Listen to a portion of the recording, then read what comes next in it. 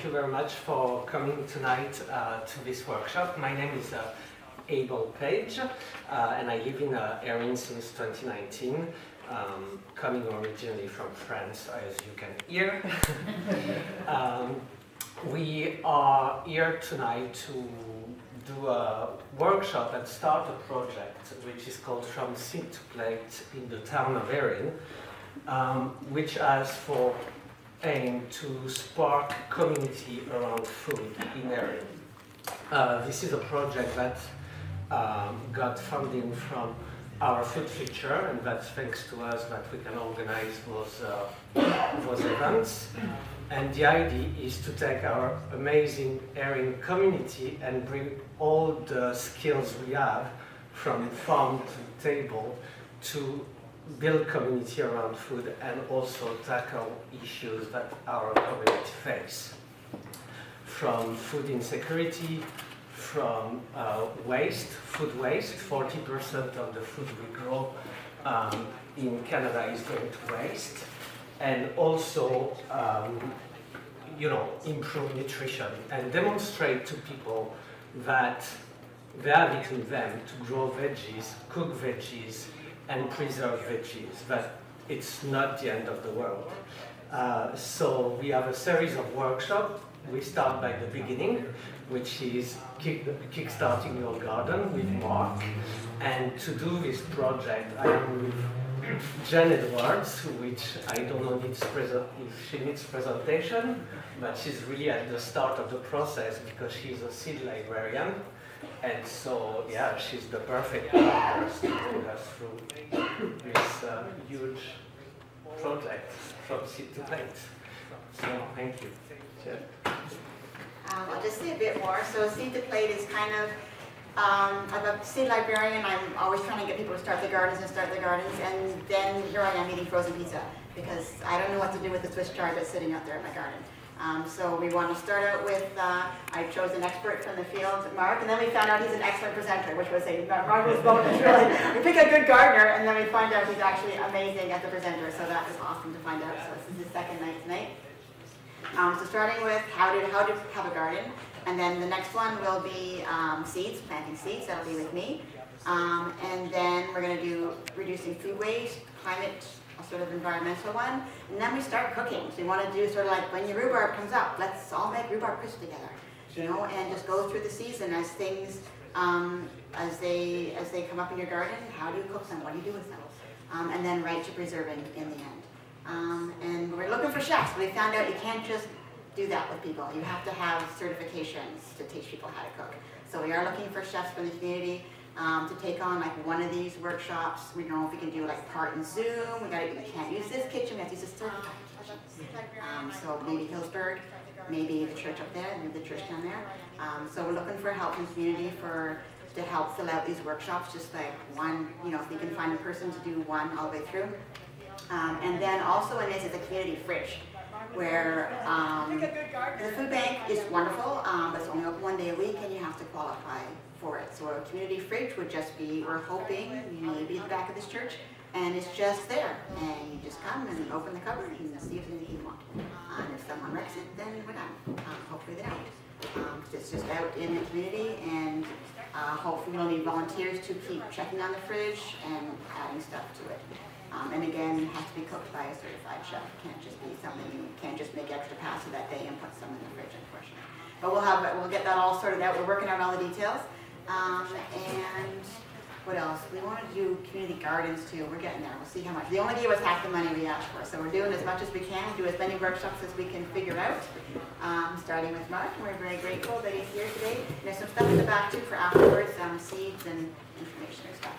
Okay, so thank you, Mark.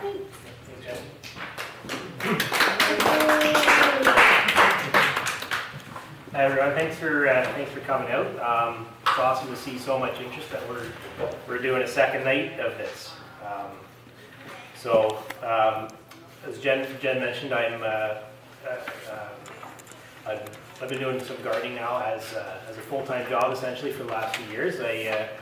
I decided to take the plunge and follow an idea that I'd had for a while, and it's given me some really good insight into kind of what works and what doesn't in gardens. I've set up a number of gardens. Also, I've stepped into lots of gardens for other clients that haven't been working or maybe have been working really well. So it's given me lots of opportunities to see what works and see what doesn't. And I'm going to try and pass some of that on to you guys today. One thing I'd like to start off with is just figure out where you're going to put it. So what's the location you're going to put it in. So probably one of your best considerations is sun exposure. So I like to see about 8 hours of sunlight. I like to measure that around the equinox. So that's a pretty good indicator. It's also important to really make sure that you are getting that sunshine instead of just, when I look out at 2 o'clock in the afternoon, it looks really sunny, we get lots of sun. Well, maybe you only actually get 3 or 4 hours of sunlight in a specific spot. You kind of can cheat a little bit. Some stuff will get away with 7, even to an extent 6 hours of sunlight, but you have to be careful. You don't expect to grow your nice peppers in 6 hours of sunlight. It's probably not going to happen. There are apps you can use. I know that's one thing I do when I go out and do a quote for anybody. I can check on an app and I can see the arc of the sun and I can tell exactly how much sun a given spot will have over the season. Another thing to consider too is also when you get the sunlight. So I like to prioritize getting some morning light over evening light. It'll help dry all your plants off from any dew or overnight rain, and that can really help slow down any fungal issues you're going to have with your plants. Wind exposure, or kind of how sheltered an area is another good consideration. If it's wide open and you get a storm go through, you can probably expect all your tomato plants to get blown down. The other thing you'll notice as well is in the more sheltered areas, they're just a little bit less susceptible to a frost. So you can have, like I've seen this with people with gardens I've maintained, where the gardens will maybe be 1 kilometer, 2 kilometers apart. One's in a much more open area, and then I'll have another one that's a lot more sheltered, kind of a little bit in some trees. And one can have a frost, and the other one can be near frost, but still be largely okay. So if you can kind of get a bit of a sheltered area, it's just a little bit less stress on your plants. And then trees, you got to watch a little bit how close you put stuff to trees. They're kind of nice. They're nice for the shelter, but everyone's going to have certain limitations in the spaces you're working with, and you say, I'll just put it right here because it's south facing. It's going to get the sun underneath the tree. But what you'll find is you'll get, if you put it within the drip line, you get a lot of roots coming up in the garden, and as much as you cut them and try to cut them back, they're always going to come back. So try to avoid that a bit. Also, if you're looking at a spot and say, I get lots of sun here, that's looking great, and the sun just clears those trees. Well, those trees will grow. So try and keep that in mind as well. How much when you're positioning for how much sun you get from those trees. One of my biggest things too is convenience. That's something not everybody thinks about. They think, I want to have this garden, this size, this shape, and I need this amount of sunlight, so I've got to put it all the way to the back of the property. So the problem is if you do that, then you're not going to go into that garden very much. You're gonna have to go, I got to get my boots on, and I don't know if it's raining, or I am expecting a phone call, or who knows what. So you're not going to interact with it nearly as much. So I like to try and put the garden in a spot where it's near the house, it's easy to access. Like if you want to have, say, a pumpkin patch way back somewhere, that's maybe a bit of a different story. But the closer you put to the house, and the more convenient it is, the more you're going to use it, the more you're going to enjoy it, and that's kind of part of the whole thing about having a garden, right? And like you'll find you'll use it a lot more for last minute things, right? You're putting together dinner, you put a pot of water to boil on the stove, and oh yeah, I'll maybe make a quick salad. So you run out and grab some salad greens and a couple of things, and you can just be in and out in a couple minutes. Or yeah, oh you're cooking something, oh I could really use some fresh herbs for this or that. Well, it's a lot easier to just nip out and grab something in 2 minutes than it is to walk really far to go get it. And oh maybe it's not that important. Well, it can be really nice, right? The other nice thing is the more you're in it and the more you're enjoying it, the better care you'll take of it, and you'll catch things before they become larger issues, right? So you might go out and say, oh, what's something eating on this plant? Where, yeah, okay, you maybe see what it is, and maybe you just have to pick a couple things off before they eat a whole plant, right? So it just really gives you the opportunity to become a lot more in tune with your garden, and just get a lot more enjoyment out of it. And you'll probably find it ultimately is more productive as well. In terms of also so garden size is another really big consideration. What I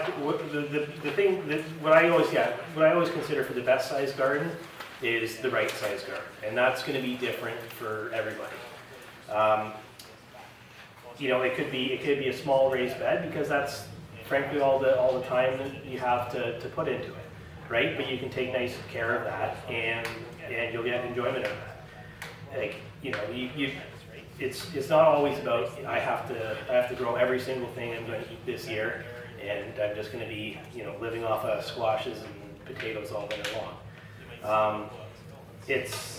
It's really important you have a size that you can easily manage, because otherwise what happens is it starts to become a chore, and then it becomes a lot less fun to do, and you probably end up doing it a little bit less, and overall it'll be less productive. You might find that if you have a garden that's the right size for you to maintain, you might get more out of that than if you have a garden twice the size, but the garden that's twice that size, it's not getting watered enough, it's not getting weed enough, you're not tending to everything as you probably should, and it's just not going well, and you're not having fun, and you say, you know what, nuts to this, I'm just gonna go throw some grass seed in it next year, right?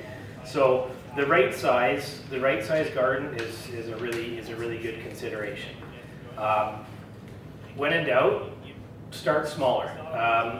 It's great. Make a long-term plan. So yeah, I want to have this area. I really want to do this, and this. But make it a few-year plan, right? Don't be afraid to start small and do a good job with what you're doing. Get comfortable. Find everyone's got a little microclimate. Find it a little bit different soil. So find the nuances and find what works for you. And then you can kind of go that way a little bit more. And if you have a plan, and then as you're going, you're not making you're not fully committing yourself to one big plan and then find out, oh, maybe this doesn't quite work for me. If you start a little smaller and make a bit of a plan, over the course of a few years, you can really end up doing a nice job of it. So there's a few different kind of options for building a garden or for getting one started. The first kind of main type that I think a lot of people think of is your typical, it's like your in-ground garden, your traditional garden. So there's some pros and there's some cons to it. I'm going to kind of go through that and a few other things as we go on here. One of the pros is it's cheaper. Your outlay of materials is not great. So it's nice that if you want to just get going on a small patch, you're not putting a big outlay of money into it. Probably just a bit more effort. The other thing is if you want to do like a much larger garden, it's probably better. It's really well suited for that because if you're trying to do a huge vegetable patch, well, it's going to get very, very expensive to do that with all raised beds, right? So it's great for doing large gardens. The main con with it is that it is often more work to maintain, especially in the long run. You have a tendency with more weeds, and you have you'll find you have grass growing into it all the time. There's a few other things in terms of the maintenance, but you know it's good for the big beds. So how to get started? A great way to do it is to start the year before. So obviously now everyone's excited for the spring, so you can't go back to the fall and throw a tarp down. But that's a great way to get started off in the summer or the fall before. If you have an idea where you want to do it, you can get a tarp and you can put it down, and that'll just kill off the vegetation where you want to put your garden, and then you don't have to worry about everything coming back and trying to grow back in there. You can also you can either try and till in what you have. Depending on the weather, that can work to an extent. You'll still typically find you'll still be probably pulling chunks of grass out for the next 2 years. Or you could even try to, dig over the sod or dig it out, put it in a pile, kind of let it decompose, and then in the future bring it back into the garden. But you'll lose a lot of soil depth with that as well. A great thing to do though, when you're building these gardens is it's a technique called lasagna gardening. So what that does is it can kind of work in conjunction, or even to an extent without any of the prep work involved. You just have to maybe layer things a little bit thicker. But basically what you do is you layer either like cardboard or newspaper or craft paper down on top of where you want to put your garden, and they'll act as a barrier for any grass and the weeds. So if you haven't done anything, like if you haven't tarped off your area before, you're going to want to have a fairly substantial layer to, so it has enough time to kill all the weeds before you get the growth through. And then after that, you start adding, you can add mulch, leaves, sticks, grass clippings, any kind of organics that'll easily decompose and aren't going to be full of all kinds of weed seeds or anything like that. And then what you do is you top that with a layer of soil and maybe a manure mix as well. And what that'll do is so you'll have all your organics that'll break down. You'll have your cardboard or newspaper, craft paper, what have you. That'll break down, and then you have your soil layer. So everything below will basically decompose and compost and turn into nice rich soil underneath, while trying to block all the weeds underneath, and then you still have your planting medium on top of the soil. So if you're trying to do it first year, you have to go a little bit thicker with the soil especially, and you have to be super careful. It can be a little bit harder when you're doing the transplants. That's another great option. So with any of these as well, you want to also have a good idea of what your soil is that you're working with underneath, right? So if you happen to live somewhere a little bit more rural, you might find that you have some really nice soil depth. Whereas if you live in a subdivision, you may find that you might notice that when they built your house, they scraped all the topsoil off, built the houses, and when they put it back, they only put back a few inches, and you don't actually have all that much, proper soil depth. So you want to take a look at that as well, and that should also consider into how much soil you need to bring in. When you say make it thick or maybe make it thicker, what? Can you put numbers to that? Yeah, fair enough. To me. Yeah. So if you're going to start, say, in the fall, and you have nice soil depth, and even you can start your lasagna garden in the fall if that's what you're going to do. If you have a layer like that of organics, and then you can even probably get away with, say, 3 or 4 inches of soil on top of that. Whereas if you were going to do it in the spring, you might end up with almost a less of a layer of organics, and that'd be more like 6 inches of soil. And so one thing I should have mentioned too at the start here is if you guys want, just go through, take lots of notes and write down questions, and then we'll maybe do a little more Q&A at the end. Sorry, I should have mentioned that at the start. So another good option for building a garden is raised beds. This is something I do a lot of and build a lot of for people. There's some definite advantages to it. There are some drawbacks as well. But one of my favorites is typically they're lower maintenance. You'll find as you go through you just have a little bit more control of the situation, and if you're bringing in some decent soil, it's going to be relatively for weed seeds. So if you can kind of keep on the maintenance, it has a tendency to be less. Another nice thing is it doesn't all have to be. I make a lot of my stuff with new material, but I have built stuff with salvage material as well.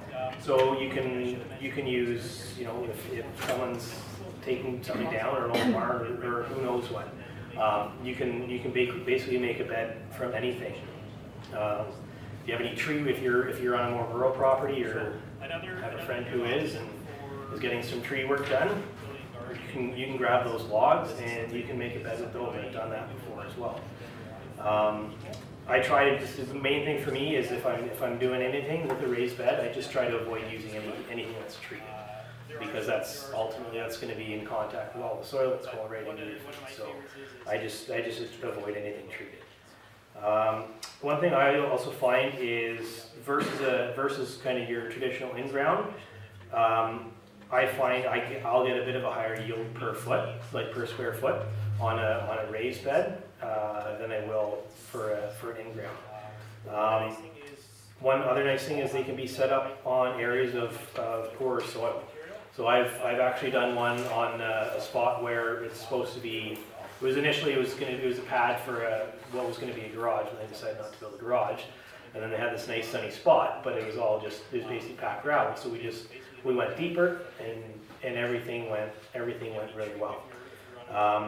So even again, if you have a spot where you don't have much soil depth, and you don't want to be trucking in tons and tons and tons and tons and tons of soil to make a big wide thing, and it can be a good option for that as well.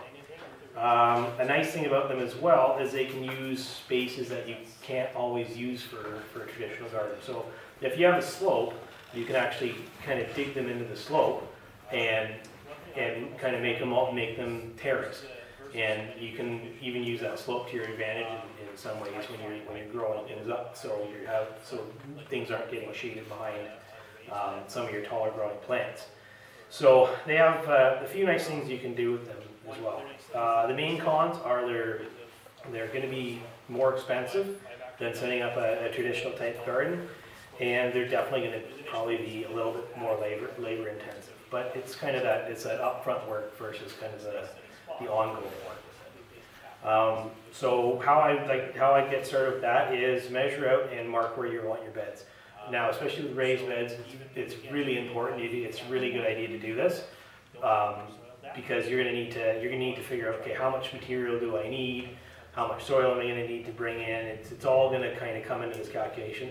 And you want to do the layout as well and make sure it makes sense, and then you can actually get around it.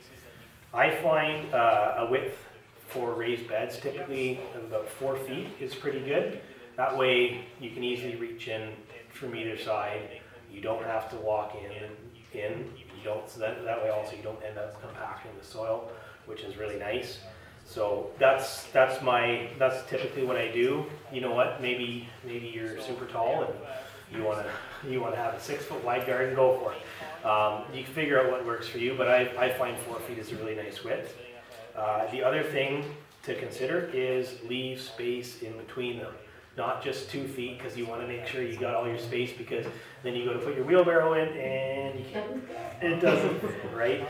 So that's what I like to leave about 4 feet. If I'm really worried if the space is really tight, I'll cut it down to 3.5 feet. Typically, I think maybe the odd time I've snuck away with 3 feet, but once you start doing that, it gets leave the space in between.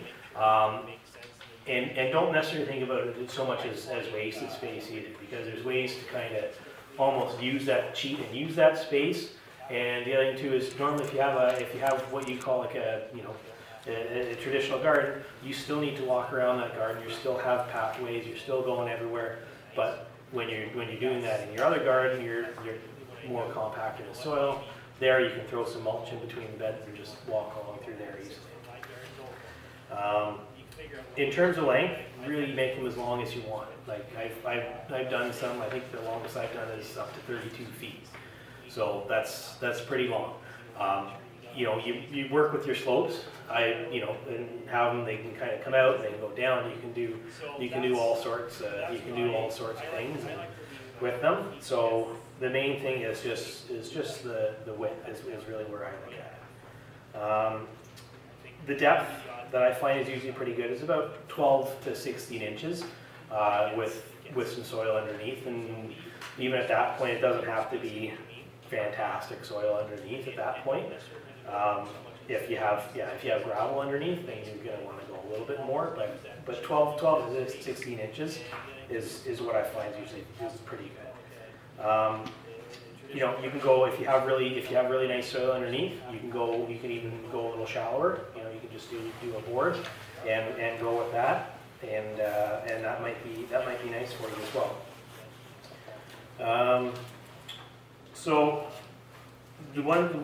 So when we talk about construction, there's a couple other things I like to look at when I'm doing it. One is make sure your corners are strong. That's where they're going to fall apart at first. So make sure you have something that you're really anchoring them into, like a 4x4, or get some metal brackets to go around the outside, because otherwise they're going to fall apart there. The other thing you want to make sure you do is, if you're making longer beds, say longer than 8 or 10 feet, depending on what you're building the sides with, make sure you run pieces across as well, because if you go do a nice 16 foot long bed and fill it full of soil, it's going to look great it's going to look great that first season. Then by the end of the first season, you're going, it's starting to go out a little bit. And then by the spring, you're going to go, okay. So make sure you go across with them, and that'll just keep everything a little snugger and prevent it from bowing out too much. So the other thing I like to do when I'm making the beds, and depending on the depth they go and what's underneath, is to put down like layers of craft paper, just kind of like similar to the lasagna gardening. Is you put like craft paper or newspaper or cardboard, anything like that. Put that down before you put the soil in, and that'll act as a blocker against any weeds or grasses that are going to come through. And the nice thing is that, again, it breaks down and there's no barrier. One of my huge pet peeves to see is when people put landscape fabric on the bottom of a raised bed, because now your roots, the roots from your plants, they want to go down. Now they can't. The worms want to come up, they can't, right? And then eventually everything's going to get through, because you're going to hit it with a shovel enough times over the year that it's all going to make its way through. But then you also just have a whole bunch of just plastic essentially sitting right at the bottom of your garden. So there's really no need to do that. Just get something that'll break down, put it underneath. You know, do a thick layer. That's good. It'll break down over the course of the season, and it'll work just as well as landscape fabric. But then it'll disappear. And another tip, I've seen people doing raised beds, and they've all sorts of things trying to get the dirt into the raised bed. Make your life easier. If you're buying wood, get yourself an extra piece. Make yourself a little ramp, just to go up with the wheelbarrow. And yeah, because I've seen a longer ramp than you think. I've seen a few things, and that's what I usually do. I'll either use a piece of wood, or I'll use like a steel, little small steel equipment ramp, and go up, and it'll make your life so much easier. So pots are another type of gardening. It's not something I do much of, but they definitely can fit a need for sure. It's nice. It's pretty inexpensive to set them up, especially on a small scale. And if you only have small spaces or need to move things around, or don't have much lawn area that you can use, they can definitely work great, and you can still grow a decent amount of stuff in them. The one main problem is they love to dry out and they love to get too hot, and that's really the main drawback. And then if you're trying to get yourself through the winter on all your veggies, well, pots, they might not be the best solution. So really with pots, it's kind of, you get a pot and you get some soil, like a potting soil is usually good. They'll hold the moisture pretty well. Bigger is generally better when it comes to pots. If you're doing small ones, they just dry out quicker, and that's largely what it comes to. Make sure that you have something as well. If you have climbing plants or tall plants, they'll really want to tip over. So make sure you have good stakes or cages, and then also even think about maybe putting them somewhere that they're less susceptible to blowing, the whole pot to blowing over. You also need to be quite careful where to put them so they don't get too hot. So I told you, you need lots of nice sunshine for all your plants. So you know, okay, well, I'm going to put this plant against this wall so it'll get double the sunshine right on the patio, and it's going to be great. I can look at it and see my tomatoes, and then they get fried, right? So just be mindful where you put them. Yeah, it's nice to give them lots of sunshine, but especially if you're putting them up against a south-facing wall, they can definitely dry out very quickly and get too hot. And that comes into, you just also think about what you're putting in there as well. So like you can grow greens and stuff like that in pots as well, but you need to be extra careful with them because they'll heat up very quickly, they'll go soft and everything very quickly. So if they get some shade, especially in the afternoon, that's good. It'll help also prevent the soil from getting too hot. So with a lot of your lettuces, they do not like when the soil gets hot. So when they're in the ground, it's less of an issue because it takes a while to heat the whole ground up. When you have a pot, it doesn't take nearly so long. So that's where they'll bolt quickly. Soil selection. So that's another thing that's is something to talk about. It's when you get soil, it's a good idea. I like getting it bulk as opposed to bag. Like if you're doing containers, bags might make sense. When you're doing it in a bulk, if you're trying to get in more than a yard or more, bulk will often make more sense. So you can talk to your whoever you can call around too. Just explain what you're doing. A lot of places have different mixes, and they might have a garden soil mix. Some places will have a triple mix, but they'll tell you it's good for growing. It's good for growing vegetables, where someone's triple mix might be better suited for just kind of just like some general commercial landscaping. It might not have the nutrient content. So talk to them as well. You can also get them to, they'll often if you say, oh, they want that, but then can you put some manure in it so I have some extra, a bit extra nutrition in there as well. They can often do that. It won't be perfectly mixed, but it'll at least be, it'll at least all be in the same boat. You'll see, and you can kind of mix it as you go. So the other thing too is with manure, it's good to be a bit picky, and you can ask them too how it's looking. Or some people say, oh yeah, I've got a friend with some horses, and I'm just going to go grab it off the pile.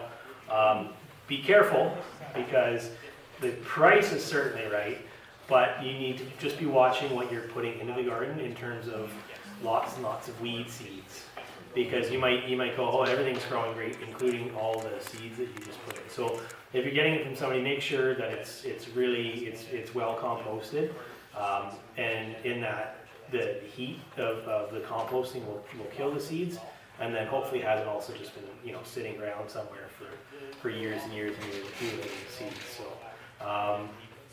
yeah, so those are good things just to watch for. In general, the soil, it's to an extent, it's a little bit what you get what you pay for. So don't be afraid to say, oh, well, this soil seems a little bit better, but it's going to cost me extra $5 or $10 a yard. Well, that could end up saving you, hours, or if you're just getting it from a friend or something like that. They might mean well, and it might seem all right, but you just be careful that you don't end up making a whole lot more work for yourself in the end. All right, so plant selection and planting. When it gets down to it, the best things to put in the garden are the things that you want to eat. I mean, so long as they will actually grow in our zone. But if you don't like kale, then don't plant kale. If you don't like squash, don't plant squash. I've unfortunately basically stopped eating or planting turnip because I'm the only one in my house who will eat turnip. So I got outvoted with that one. So it's one of that's the thing, right? So like if you don't plant what you want, because that'll give you your enjoyment out of that. So I've kind of broken down into what I would focus on for different sized gardens. And I mean, like, everybody's taste is going to be a little bit different. So, take what I say with a grain of salt. But this is kind of what I like to think of good focus areas for different sized gardens. So, with a small sized garden, I'd say that's a good spot to focus on fresh eating. I like to think of a small garden kind of like a salad garden. So that's something that you just, you have it, you enjoy it, it kind of complements your meals. You can put something fresh on the plate a lot of days. So I like to plant lots of, several types of salad greens. Then you can, it doesn't have to be even a large spot where you plant things, right? You can have an arugula, a spinach, a few different types of lettuce, and they all kind of slowly mature at different rates, so that it's not all, okay, get everything at once and then nothing for a few weeks. So plant lots of different types. And I love also doing tons of fresh herbs, like as many as I can fit, because you realistically, like, you can grow so much flavor in such a small area with herbs that I love doing that. And if I only had like a spot that size of that table, I'd probably do about half of it to a third of it in herbs, and the rest in different types of lettuces. So it's nice too if you like tomatoes. Like I would just stick with the cherry tomatoes as opposed to going for like the big slicers, because you might grow those and then you have a year with an early frost, so you wait, and then finally get your slicers, and then the frost comes. Whereas if you plant some cherry tomatoes, they're very versatile. You can put them in salad, you can snack on them. They ripen up a lot earlier, and you get enjoyment. So you get a little more enjoyment out of them. Cucumbers are nice. Again, in a small spot, I like to go with some of the smaller, almost more pickling-sized cucumbers, because you're not waiting on something. There's almost always something kind of going. So you can always just kind of grab one, and if you make a small salad, a small cucumber is probably enough for that. You don't have to worry about having a big one, or wait, you're picking a big one early because you want it, and then you get the size one. If you have space, things like a couple rows of carrots, that's probably my favorite from the garden, or one of my favorites is a fresh carrot. I don't think there's much better than that. And maybe a couple other beets for fun. You can also grow stuff vertically. Like if you want to do, say, beans, or if you want to do some cucumbers, you can grow them vertically and just keep that to the north side of the garden. It'll take up a small footprint, but they'll end up having a whole lot of kind of like a large, almost like sunlight footprint, for lack of a better term. And you can kind of sneak getting a little extra space out of your garden by doing that. As mentioned, if you plant different types of lettuces and kind of keep replanting them through the season, you'll continue to get greens, right? I like to, I'll do some radishes as well.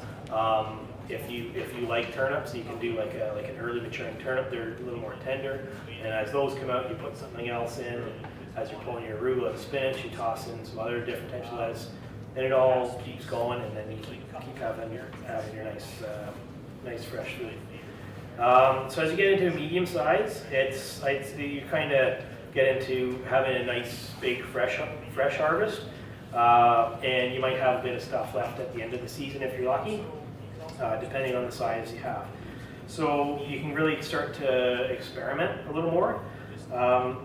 You know, you can plant more rows of root veggies. So instead of only doing a couple of rows of carrots because they're so delicious, you can all of a sudden do 8 or 10 rows of carrots, and you know, you can start roasting them up. Maybe some beets or anything else.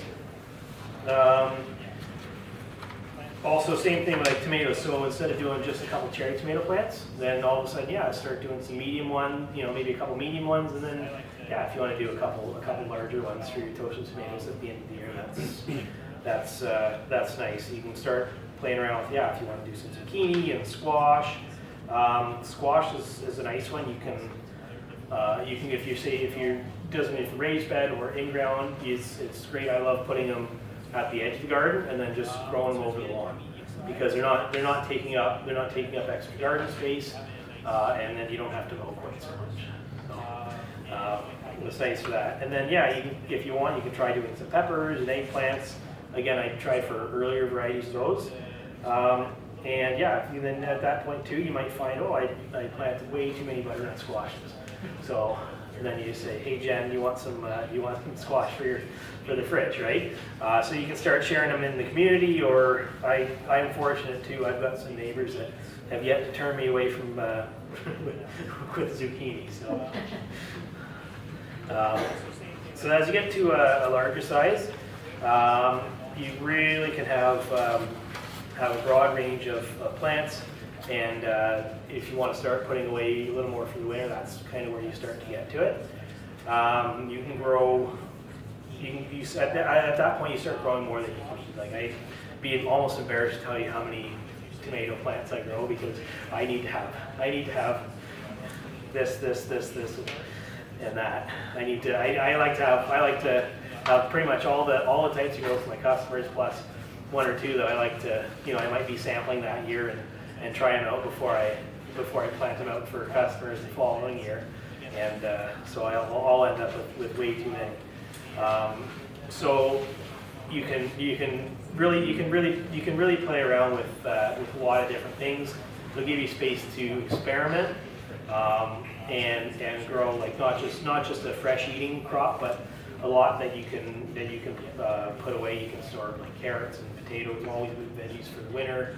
You might find you're either canning and preserving or freezing stuff. So again, yeah, when you do that, sometimes yeah, you'll find you have way too many of something, or as sometimes is the case for me, like I do all my growing, and then sometimes when I'm done with growing, I have good intentions of canning this, and then I don't. But then sometimes I phone somebody else up and say, or get talking to somebody and say, oh, does would you like a basket of tomatillos? And they say, yeah, okay. Or it worked out pretty well. I wanted to make hot sauce last year and didn't get around to it, but a friend of mine was making hot sauce, so they got all the peppers and I got a jar of hot sauce. So worked out for me there. And again too, like yeah, you end up with extra. Then there's lots of places in the community. Like this project here will be great for providing a spot to give the veggies. And like I like the free fridge idea, because it sounds like it'll always be there. I know I've sometimes gone to put a box for the food bank and drop it off, and then remember that they close at like 1 o'clock on Friday or something like that, or noon. So then you're okay. So yeah, you'll find that you have more than you need, and you can you have enough to put away, and then enough you can also share in the community. Some tips and tricks I have kind of for getting the most out of your garden space, big or small. So a few I've probably mentioned on this. One, squash. yeah, you don't have to put them right in the middle of your garden and have them go everywhere and take everything over. Put them toward the edge and let them grow out. One thing I like to do with zucchinis in raised beds is I like to put them in there so they'll, again, kind of have the same idea, they'll grow out. The one trick, and you might want to look up online just if as a refresher for yourself later, if you want to do it, is so they'll grow and you'll have your seedling sprout, and if you're buying them, it might be a little trickier to tell, but you have your first, like the seed will come up, you'll have your first set of seed leaves, and then you'll have your first true leaf, and it'll grow in the opposite direction of that. So it'll come up, you'll have your one leaf go this way, but the plant will grow that way. So that gets important when you're aiming your plant, because zucchinis, they don't like to be moved around that much. You'll break this down. Squashes and cucumbers, you can usually move them around and kind of where you want to go, but zucchinis, less so. Beans, cucumbers, and even really tomatoes. Well, tomatoes you'll always stake or cage, but you grow those vertically. Like typically I don't like growing bush beans, I like growing pole beans. Pretty much for the reason of they save so much space for how much you actually get out of it. And then if you grow them vertically, put them on the north side of the garden or somewhere, if you're in a garden next to like north, or I guess it'd be south of a little walkway, that way they shade that walkway and not your other plants. So you can kind of cheat with getting a little extra space with that. The other thing too is don't wait until Victoria Day to start planting your garden. If you have it ready, you can start planting. Realistically, you can start planting in the fall before. I like to do that. I like to put some spinach and even some lettuce seeds down in the fall when I'm putting the garden to bed, if I have a chance, and they'll just pretty well sit there until they're happy, and then they'll slowly germinate, and then the next thing you know, you go out to look at your garden in the spring, and you've already got some seedling sprouts, and you haven't had to do anything. So I really like doing that, but you can still do that early in the spring as soon as the snow melts. If you have a spot and you've got your garden prepped, you can throw a few seeds in, and they'll start. And then as you get later on into April, you can start putting like beets and carrots and pretty much anything that's frost hardy. You can start seeding, and they'll actually start to often they don't need much attention at all. Maybe the odd bit of water here and there, but the soil's still so wet, and you often get a lot of rains at this time of year that a lot of times they'll take longer to germinate, but you won't have to give them the same amount of attention as you will at other times. Like if you go to plant carrots now, you maybe have to, probably in a few weeks, you'll maybe water them a couple times, and they'll come up and be ahead of the game. Whereas if you wait till the May 2-4 weekend, you might find that's when you get that really nice sunny warm week, and you can't put enough water on those things to get them to germinate. So you can start a lot of things. As long as they're frost hardy and you want to do it from seed.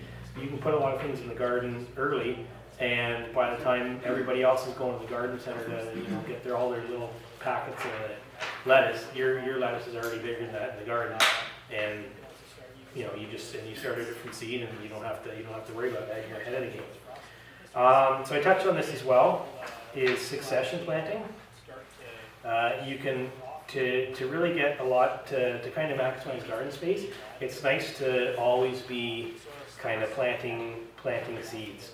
When I go around the gardens, I pretty much there's basically no time of the year where I don't go out with my case of seeds, because there's almost always something that you can be planting.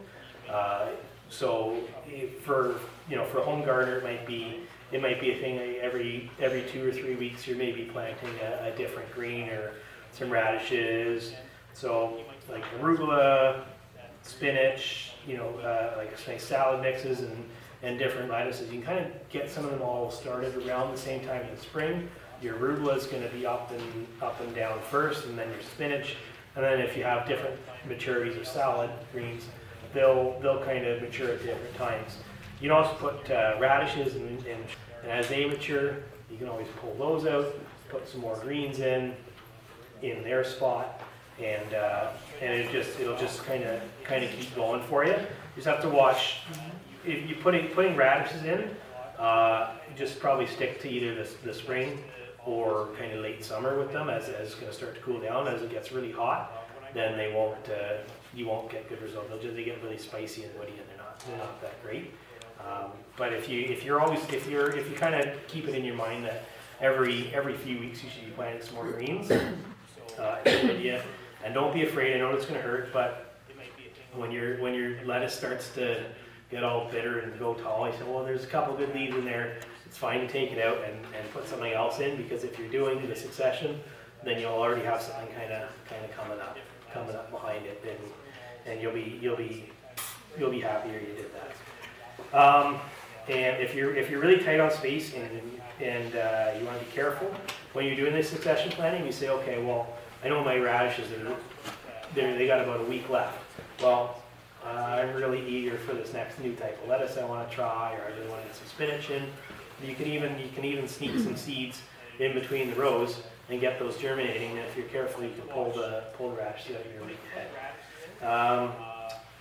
So the other thing too is you can plant some stuff even in midsummer. Turnips, winter radish, shorter season beets, and greens. Those all can be planted kind of throughout the season. What I find is the timing. If I'm gonna do any like main crop turnip, the best I find is after I pull garlic out and I put the turnips in. That seems to be the best time to start them. Even though you're well into the summer, they mature into the fall and they do pretty nicely. Same thing with the winter radish, which is just like it's just a longer maturity radish. They'll do well around that time as well. So if you're doing something, even if you're expanding a garden and you don't get to it till summer, you don't get it done till into the summer, there's still lots of season and lots of things that you can plant in there. Okay, so I'd like to touch on some maintenance now. Watering. So this is a big thing, right? All gardens need water, but how much and when to do it.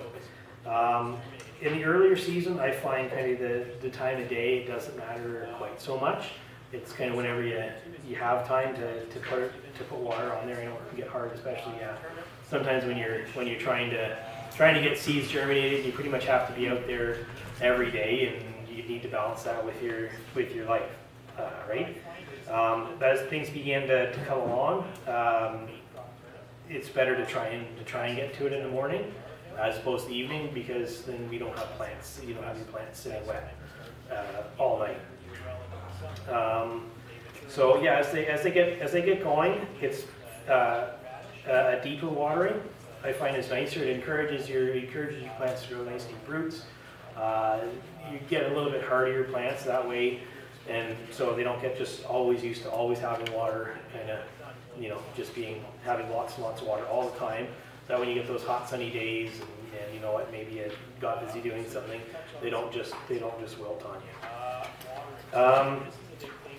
Yeah, so mulching is nice too, especially it gets a little harder for some of the things that you're doing by seed, but if you're doing like tomatoes, peppers, eggplants, squashes, anything like that, especially like anything you're transplanting, mulching is great. It'll help out on reducing how often and how much you need to water. So that can be nice if you have ample access. I like to use either like shredded leaves or straw. I stay away from hay a little bit because you never kind of know what seeds sometimes you're bringing in, and if you have your nice pristine garden and you throw a bunch of seeds in there. Yeah. So even straw, you should check if you kind of take a look. I think some farmers are a little more efficient with how much seed, how much of the crop they extract from the straw first.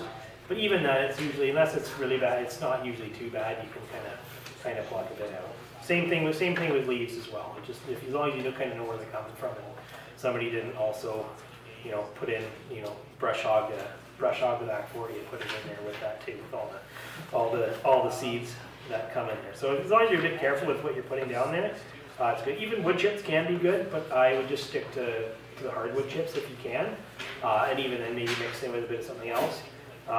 Just they'll break down a lot quicker than anything that's like pine or cedar like that. And then say if you're not sure, should I water? I'm not sure. check the plants. If they're looking sad, then they are sad, and you're kind of behind. You're kind of a little bit behind the game with that. So they're already stressed. But if they're looking good, I don't know. It seems hot. It seems dry. Just dig down in the soil with your finger a little bit. If you just kind of scrape the surface and it seems damp, then you know what, you're probably good. But if you go and it's dry, then yeah, get some water on there, because otherwise, yeah, things are going to dry up quicker. So for different types of watering, there's a few different options. First off, hand watering is kind of the easiest go-to. It's nice that you're only watering what's needed. So yeah, if it doesn't need watering, you know, if only some of your plants kind of need a bit more water than others, you can do that. If you have a rain barrel, it's great. You can just use that. You don't have to. You can conserve water in that way. So you can easily control what's getting watered. And it doesn't need anything more than either a hose with a nozzle or a watering can, right? So it's a really easy setup. The problems are, though, that especially as you get into a larger garden, it starts to become quite time consuming, right? So if you have a large garden, it can easily take you a couple hours to give it a proper watering. And you know, we all have busy lives, and not everybody can afford to put the time into that. And kind of as a result, or just generally what I found, is that often when you're doing it by hand, especially if you're doing a larger area, you're not putting as much water on as you think. So you got your big patch, you know, okay, yeah, that's pretty good, and then things aren't growing, right? And then again too, if you go away, then you think, okay, I do a really good job. If you go away, you know, somebody else coming in to do some water, and they might just go, yeah, that's good, right? So things might suffer a bit there. My personal preference is using sprinklers and soaker hose. What I find as a kind of rule of thumb is if it's something that you start with seed in the ground, sprinklers usually do a pretty good job for that. And if it's a plant that you transplant, typically that's something that the soaker hose will do a really nice job with as well. So it's really nice. All you need to do is just turn the tap on and water the garden, right? So we can use the example of, okay, it's summer. I said, yeah, you got to water. You have to water in the morning. You're not allowed to water at night, but also you have to get to work and you have to water the garden, right? So how do you do that? Well, you can. What's easier, going out and standing out and getting bit by mosquitoes at 6 o'clock in the morning for an hour, or while you're getting ready for work, you just turn the hose on and it waters the garden for you, right? And it'll probably do, unfortunately, sorry to say, a better job than you will as well. So it's nice. It can save you a lot of time. To do that. So you can do the one. So some of the cons, I guess, are your initial cost outlay will be a bit more. You have to buy more hose. You have to buy some sprinklers. To get some sprinkler hose. Here's some soaker hose. It doesn't, like, if you're doing pots, it's not going to work great for pots. Or if you have kind of a setup of kind of little raised beds here, there, and everywhere, might not work nearly so well as that. But if you have a pretty well defined area or a larger bed, it'll work pretty well for that. But the smaller, more spread out stuff, a little bit less. And then also you need to plan. You need to kind of put a little bit more planning into it as well, because if you're going to do, say, okay, I want to do soaker hose for some of my plants and sprinklers for some of my plants. Well, but then if you do your tomatoes and then you do a bunch of lettuce and then you do a bunch of peppers and kind of put things everywhere, well, it's hard to really hit all those zones. But if you do, okay, in this area I'm going to do a bunch of carrots and beets and lettuces and peas and stuff like that, that's a spot where you could do, okay, I've got a nice oscillating sprinkler just back and forth. There's a nice gentle water on that. And then over here, I've got all my tomatoes, my peppers, my cucumbers, and eggplants and squashes, and I've got the soaker hose that winds all the way through. So you can have kind of two different zones, and you do all right. But you have to think about that kind of before you do it. Otherwise you're going to be stuck with probably hand watering all summer, or having to kind of have a less than optimal setup. So another thing I do for a lot of my customers is I put timers on all their hoses, so I can go every week and I'll modify it. Say, oh, looks like we're gonna get a rain this week, or yeah, the plants are a bit more mature, so I'm gonna drop down how many days a week they get watered, and I can kind of fine tune it as I go. And it's really nice because it's kind of, to an extent, it's you set it and you forget it. You should be kind of reprogramming them every once in a while, so they'll meet your plant's needs. But they're really nice. I mean, you can go away and you don't have to worry about them, your stuff not getting water at all. So there is an additional cost. And so yeah, if you're not regularly adjusting the programming, they can have a tendency to use a little more water. But at the same time, right, if you're paying attention, you go, okay, well, we're supposed to get a big rain, so I'll just turn the tap off, or you can turn a rain delay setting on the timer, and then it's not gonna be watering while you're getting a thunderstorm, right? And then one of the other things too is with the timers, you can only use them in the frost-free part of the season, because if they freeze, they stop working pretty quick. All right, weeding and thinning. So everybody kind of knows weeding. Yes, it's good, right? It's really important in the first part of the season to get your plants established. You'll find as your carrots grow, as your beets grow, as a lot of your stuff grows, your weeding might actually start to drop off, because all of a sudden the weeds can't compete. If you've done a nice job, they're having a hard time competing with your nice plants. But in the first part of the season, yeah, they're really going to try and compete for the water and the sunlight and the nutrients, because you've made them such a great spot to grow in your garden, right? So it's nice to try and get rid of them to get your plants off to a nice start. And also, you always, even if you're having a hard time weeding, say I'm struggling this summer. Make sure at least you try to get to them before they go to seed, because otherwise your next year is going to be, you think you're having a bad year with weeding that year, your next year is going to be a lot worse. So try to make sure you get on them, you do it as regularly as you can. But also, yeah, you make sure that you don't let them go to seed or spread roots out and go too deep too quickly with that. So you don't always have to, every time you go to weed, you don't have to really get in and just pull every single weed out of the garden. I like to use a hoe just in between rows. It's kind of like a stirrup. Like what I use is a stirrup shape, and it'll just go and it'll kind of cut the weed roots, like the little weeds, just like a little bit below the ground, and doesn't disturb the soil too much. You're not making big piles either way. And I'll do that once a week, and then if I start noticing more weeds coming in and out, then I'll go in and do a deeper weed. You can kind of do it as you do thinning. But every once in a while, yeah, you really have to get in the plants and dig stuff out. And when you're doing it, especially when you're doing a deep weed, make sure you pull as much of the roots as you can, because you can chop the tops off as much as you want. They're always going to just keep coming back. And again, just especially as you have young plants, if you're pulling like a big huge weed out, just be careful you don't pull half of your stuff out as well. No, thinning is the thing that's the hardest thing to do, because you've set up your garden, you've planted all your seeds, and they've all germinated, and you weren't sure about that, so you planted 400 carrots in your thing, right? And they're seed babies now, so I can't pull them out, but you have to.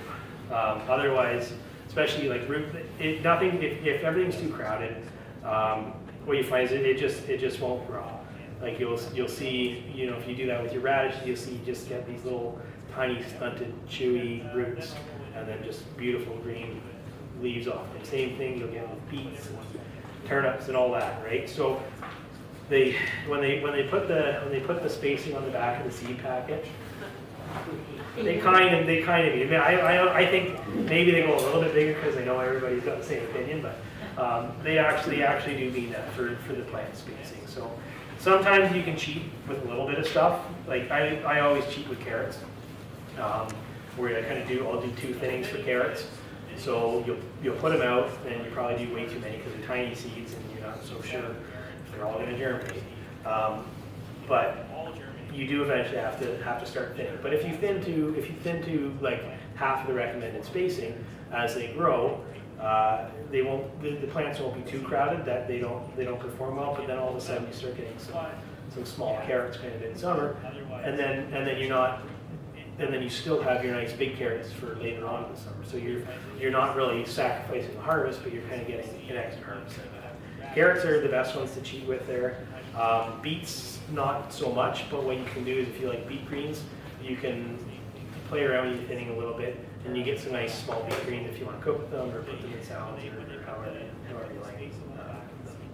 So that's it. So it's same thing with pruning as well. Don't be afraid to cut stuff back, especially tomato plants. There's lots of tomato plants that will just go absolutely nuts if you let them, and then if they crowd themselves too much, then you're going to start having, you might have more disease issues, and they're just not going to grow as well, and they're not going to necessarily ripen up quite as well. So you don't have to be, you know, some people are like get very excited. You don't have to be so good about pruning every single little side shoot off of them, but yeah, don't be afraid to knock stuff back. And with tomatoes, they're so vigorous that if you got a thing going one way and it's getting too much, you can take the whole thing off, and the plant will hardly even notice it. It'll just keep on going. So dealing with pests, this is a big one here. And it's something I get asked a lot. Just a lot of concerns. So everybody's kind of first go-to is well, okay, we got to get some chicken wire, but that's not always the best or solution that there is. The first thing to look at is like how much. I don't like to necessarily do it unless you kind of have a good plan of how you're going to do it. To always throw fencing in as a first solution. Sometimes it's good just to see how much damage you're actually getting. Like, yeah, sometimes something will go through your garden, but you might be surprised how little damage it actually does. Rabbits, deer, and groundhogs. Those are going to be the ones that are going to eat the most out of your garden, and they'll cause issue to different levels. So, if you can deter them from the garden, that's can be more time and cost effective than building a fence. And then maybe they eat a bit here and there, but maybe it kind of balances out. So a lot of people have said that everybody uses, or not everybody, but a lot of people like to use the chicken wire.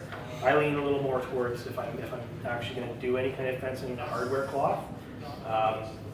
They call it that. It's basically it's almost like a welded wire in a mesh.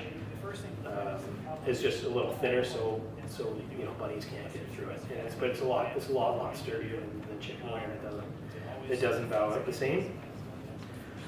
So it's nice. Those things they can keep bunnies out, especially if you take them either if you dig them into the ground or build them into like the side of a raised bed. But if you do them into the ground, you do it down and then you do it out from the garden. Because if you just have your fence go straight down to the ground, well, lots of stuff can dig under that anyway, right? So if you are going to do it, take it down and then take it out a couple feet in the ground, because then the animal will go up to the fence, dig, can't get through. It'll try around a few spots, but it won't typically figure out. I mean, there might be one really smart bunny out there, but hopefully it's not my place. But they won't typically figure out to go back a ways to burrow under. So some of the cons are is it can create a barrier between the gardener and the garden, right? So if you have raised beds and you're like, oh, okay, well, I'm worried about bunnies, so I better put some chicken wire around every single raised bed. Well, all of a sudden that easy access you had, now you don't have. Now you have to try and reach over, and then you're trying to get in and out with a basket full of veggies, and it's really not going to be, it's not going to be easy anymore, right? So you can really, if you're going to do something, you're better to fence in the whole area as opposed to little sections here and there, and do it kind of almost outside your garden path. The other reason for that too is if you have like a traditional in-ground garden, their fences are basically impossible to properly weed, because you can't. If you have a decent fence that's going to keep any animals out, well, you can't ever get all the weed roots out. You can't really dig around it very well, and it becomes a big pain. So if you do that outside or have some kind of border along it, then you don't have to. Then you're not always having a source of weeds right in the end of your garden. Other animals, yeah, they can still climb over. Like a raccoon, it can climb over anything, right? So you're not going to keep them out with that.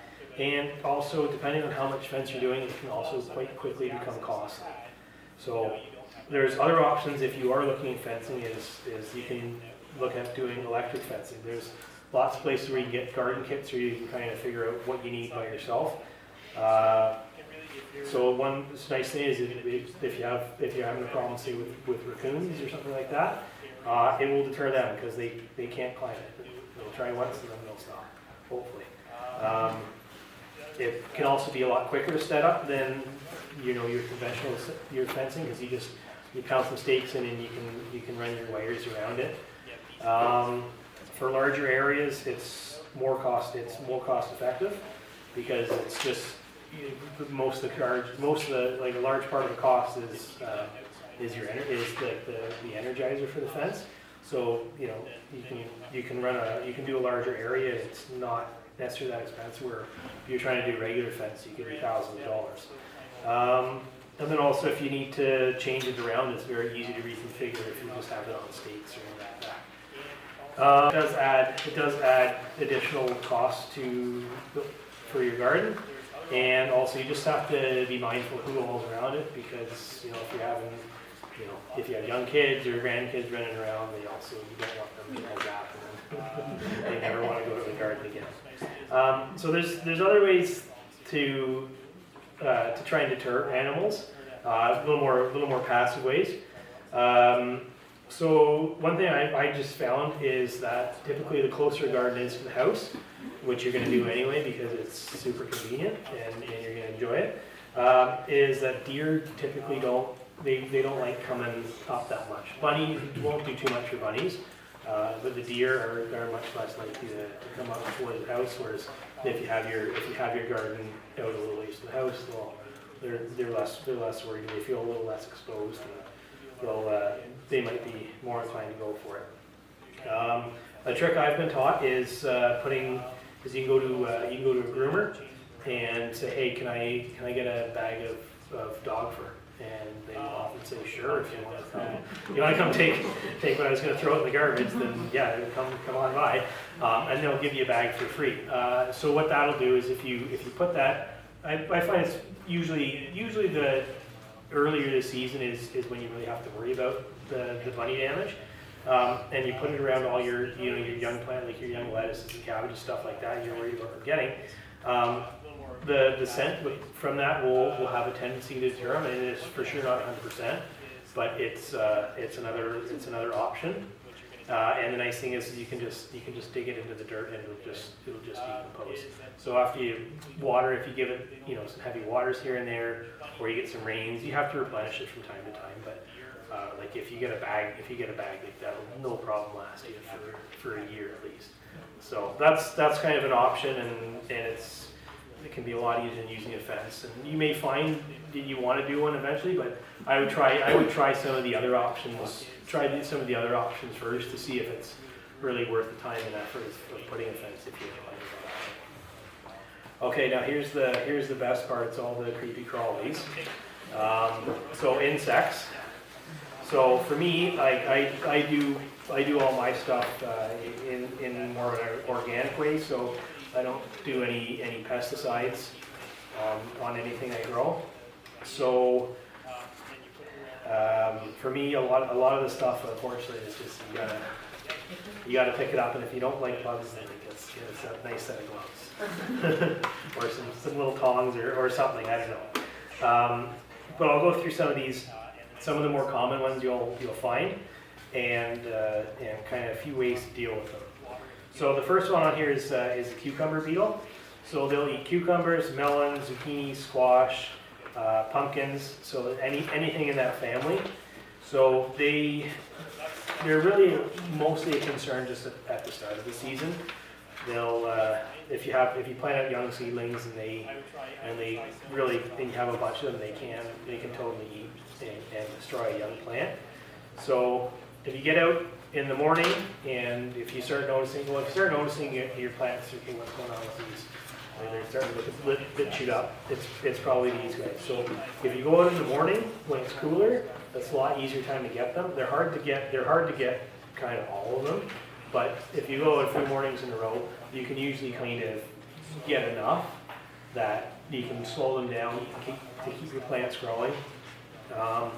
As the plants get going, like especially like pumpkins and squashes and zucchinis, it gets to a point where you could have 1,000 of these things. They couldn't eat enough plant to make damage, but it's just that first bit in the early summer that they can cause a lot of issues. If you decide to grow potatoes, the Colorado potato beetle will eat lots of your potato leaves if you're not careful. So that's a good thing to look out. So you can look for there's the adult and the larva. The larva is actually what's going to be doing a lot of the eating. So you may find you might not notice too much of an issue, and then all of a sudden you see, and it can be really spotty in between rows. You might also looking all great when you see two plants, what's going on here, and then you see a whole bunch of the larvae on the plants. So what I like to do is I just have a bucket of a little tiny soapy water, and I'll go with the plants. I'll just whack them in, looking for the adults and especially the larvae. If you're doing eggplants, look for them on there too. They will also eat eggplants. They prefer potatoes, but I've seen them on plenty of eggplants. And the other thing too is you can look if you see a small cluster of little orange eggs, typically on the underside of leaves. That's from those. So if you just rub them with your finger, then you've solved yourself from save yourself from doing some dirty work. So once a week I find is unless you have a really bad infestation, it's fine. Flea beetles are another one. There's a picture of one, but you'll have a hard time actually seeing them in the garden. They're so tiny. What you'll notice is you'll see the leaf damage. So they like to eat mostly like turnip and radish, rutabaga, arugula, stuff like that. So they're not. I don't find it too bad. It's the damage. Like unless you have a lot of them, the damage is largely cosmetic. I have a number of times been growing stuff that like I don't think put some turnips in it. I don't think these things are going to make it. And then often, sure enough, they do, and they just have some holes in the leaves. But if you have a lot, you can kind of dust the plants with diatomaceous earth, and that helps dry them out. So it's in the handout here because I always have to look up online how to smell it. I try and put it in. I'm never even close on it because these guys the flea beetles they're too small and fast. You'll never catch them. So that's what I'll use if I'm really worried about just a bit of that once in a while. It helps to dry them out. After it rains or you water, you may have to reapply a few times. Next up is the Japanese beetles. You'll find them in your garden. They love beans, so you'll find them all over the tops of your pole beans if you have a bad year. Raspberries too. Raspberries and blackberries, yeah. So same thing. If you get out there in the morning, that's when they're slower. In the afternoons, they're moving around a little more and they're hard to get. But again, yeah, you just kind of knock them into a bucket of soap and water. And if you do it once a week, if it's really bad, again, do it a couple days a week. and it'll help keep them in check. I know some people, I've never tried using the pheromone traps. I've heard different things about them. I heard one thing on a CBC gardening thing that they were saying, like, yeah, you can use them and you'll catch lots, but at the same time, you've also attracted them all to your garden in the first place, right? So, yeah, you might get them, but they're going to have a meal on their way. So, I found though, in general, if you kind of go through once a week and try and do a pretty good job on getting as many as you can, it helps keep the numbers down. So next page here, so whitefly, again, that's another really tiny one that's hard to even see sometimes. So they'll eat a few things, but they do quite enjoy tomatoes and peppers. So again, as soon as it's your first indication that you even have something, it's not seeing the bug, it's seeing the damage. So you may have some yellowing leaves, and if you walk through some tomatoes, oh, see kind of in the corner, what was that? Right, and you might see some little clouds of white flies kind of fly away. In tomatoes, it can almost, like, the damage at times can almost look a bit like blight damage, where you kind of get some spotty leaves. So you might go, is that blight or is it white fly? So you can take a look and see if you're getting, especially if it's earlier, it's probably white fly. But you can look on the underside of the leaves, see if you see any eggs or if you look really close, you might see some of the white flies around. Again, so you can apply soapy water, like just directly to the plants. That'll help suffocate them, or you can try and dust with diatomaceous earth to dry them and the eggs out a little bit. Are a couple of options for you there. And then probably some of my least favorite guys here is the cabbage moth caterpillars. They love to eat cabbage and kale and broccoli and cauliflower and Brussels sprouts, anything in that brassica family. So they'll typically be kind of a lighter medium green, but they will kind of take on a bit of the color of what they're eating just to make them even harder to find. So typically, like you might go look at your best indication is, again, you're going to see holes in the leaves. You might see their droppings, or really, that's when you start to know, okay, I need to start really looking for them, because they can be, until you kind of see them and kind of really start to be able to see them on the plant, and then you say, oh, how did I miss them all? But they can be always a little bit harder to spot. They'll go right on the vein of one of your leaves, and they'll blend right in. Yeah, and then but then once in a while you'll find it. So then you kind of just have to pick them.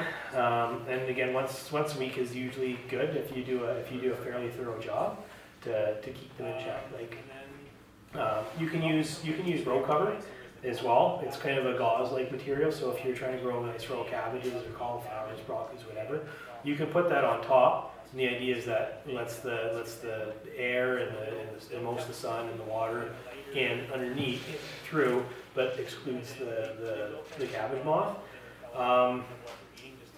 I've tried using it and I've tried not using it. Personally, I stopped using it because somehow, like, it goes and it blows off one week. You have a big storm, blows off 1 week, or you get a tear in it and you didn't notice, and then the moth got in anyway and laid its eggs, and then all of a sudden you think you're good, and then you go to look and it's in bad shape.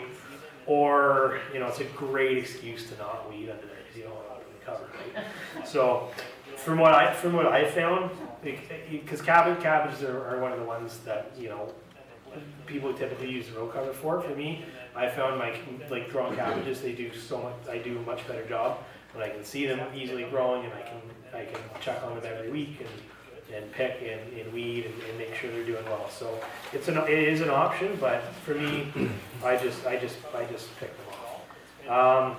Slugs, yeah, everybody, they're kind of going to be everywhere. Again, just kind of pick them off. The other thing too is if you have like walking boards in your garden, in the middle of the day you can flip them over because they'll probably be hiding under there, so you can always just, almost use those to capture them and get them out of your garden. I saved the biggest guy for last here. It's the tomato hornworm. Has anyone seen one of these before? Oh, yeah. Yeah. They're, yes, that's juicy. Yes. So you may grow tomatoes for a few years and never even encounter one. So they're not They're not like as common as a lot of the other stuff you'll see in here. But yeah, they'll eat a bunch of tomato plant in a hurry.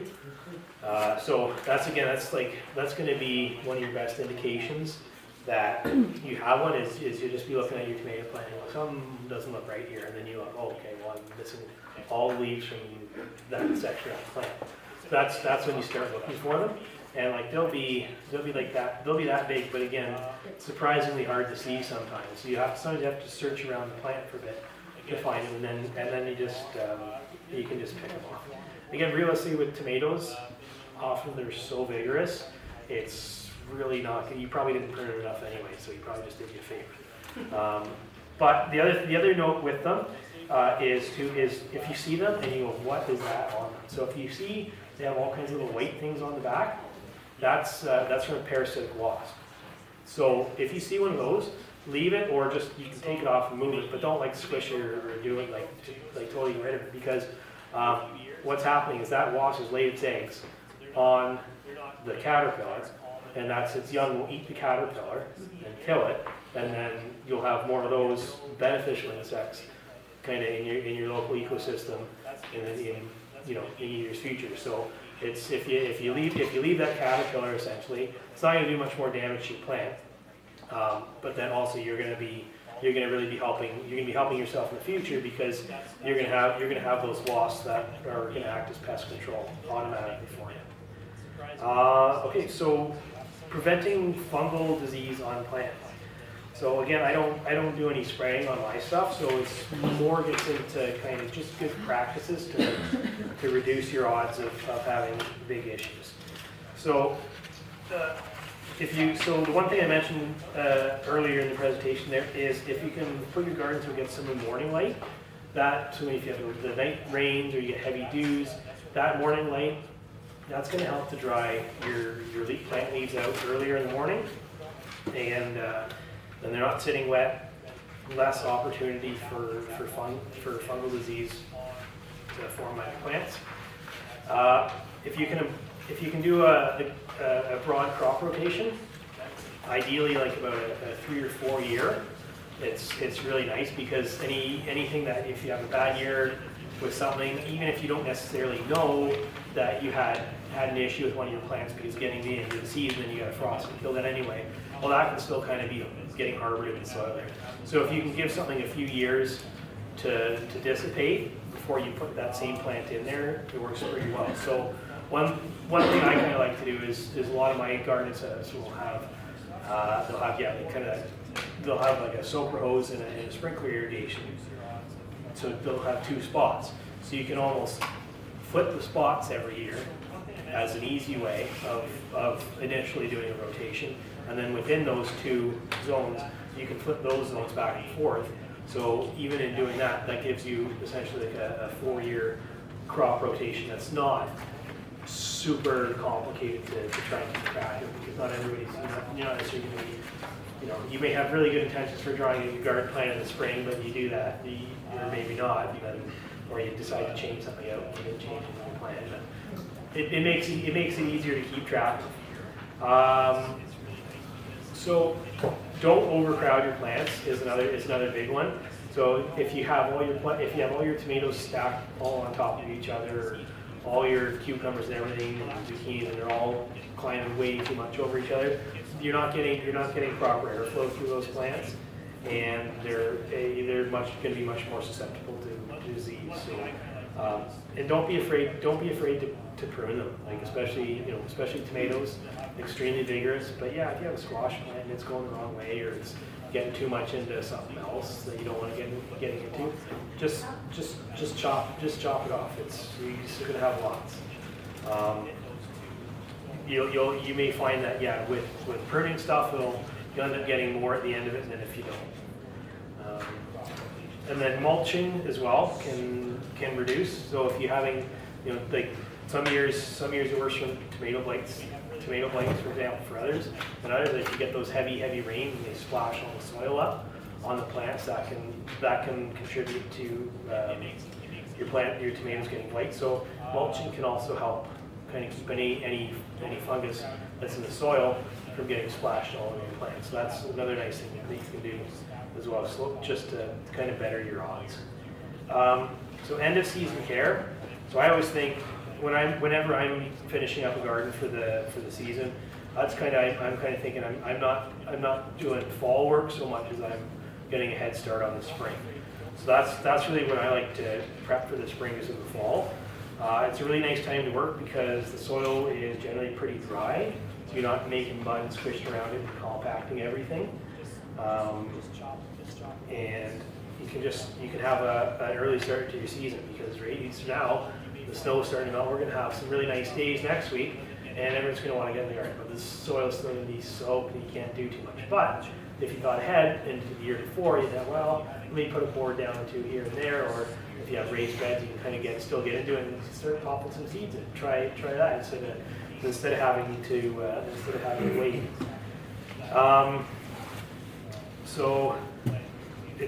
As you're going through though, so some good things to do are taking out dead plants, any weeds you can get, as much of roots as you can. If you did end up getting something diseased, if you have a compost, you say I'm going to use this in the garden, but you had some diseased plants, don't put those in the compost, just put them somewhere else. Either if you're in town, just put them in a yard waste bag, they'll get picked up, or if you're on a larger property, just put them way somewhere. So if you did any mulching, now's a great time just to dig it into the soil. It'll mostly break down over the winter, depending on what it is. If you're doing garlic, if you put it in October, that's a good time to do it. I like to top dress with manure in the fall as well. Gives everything a time to kind of sit. All the nutrients to work their way in the soil. The worms can do their magic and dig it in as well for you, so you don't have to do as much. And then if you have a bit of space, throw a few rows of Spanish and lettuce in, and you may have a really nice surprise in the spring when everyone's still planting their garden and you are already growing your garden from inside while you're drinking your tea, right? So that's the thing I love to do. It's not guaranteed, but it's for the price of a packet of seeds. I always think it's a great thing to do. So, all right, so that's kind of my presentation there. So if anyone has questions, I'm happy to take them.